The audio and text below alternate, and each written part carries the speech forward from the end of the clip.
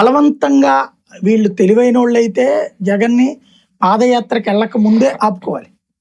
పాదయాత్ర ప్రారంభించాక వచ్చే టెంపర్ ని ఆపడం వీళ్ళకి సాధ్యం అవుతుందని నేను అనుకోవట్లా. ఇంకోటి జగన్ వ్యతిరేకంగా టెంపర్ క్రియేట్ చేయగలం అనుకోవడం కూడా అమాయకత్వం. పాదయాత్ర బిగిన్ అయ్యాక ఈ లోపే ఇప్పుడున్న నేరేషన్ అప్పుడు ఉండదు. దానికి తోడు ఏంటంటే వైఫల్యం ఎక్కువ అవుతుంది. మనం ఎంతసేపటికి నోటితో శాంతి భద్రతలు చెప్తున్నాం, చేతల్లో శాంతి భద్రతలని విఫలమవుతున్నాం.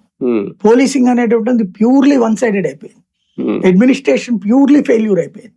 ఇవన్నీ కూడా ప్రజలు, సామాన్య ప్రజలు కూడా వచ్చి చెప్తారు రేపు పొద్దున. అది అతనికి ఫెచ్చింగ్ అవ్వచ్చు. జిల్లాల యాత్రలు చేసి ముందు, పాదయాత్ర కంటే ముందు పార్టీని సెటరేట్ చేసుకోవాల్సిన అవసరం ఉందా వైసీపీ?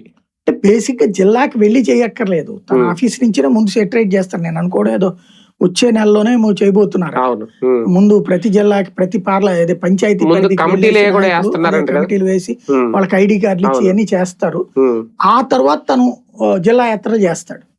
ఆ తర్వాత ఆ జిల్లా యాత్రలో ఇంత ముందు చెప్పినట్టుగా 3 రోజుల పాటు ఉండి ఒక్కొక్క జిల్లాలో, అంటే జిల్లా అంటే ఇప్పుడు పార్లమెంటరీ స్థాయి కదా, అది ఒక్కొక్క వారం ఒక్కొక్క జిల్లా పెట్టుకుంటాడు.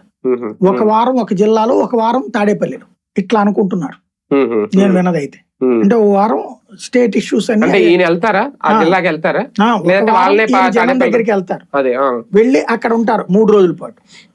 మరుసటి వారం వచ్చేటప్పటికి తాడేపల్లిలో ఉంటారు 3 రోజులు.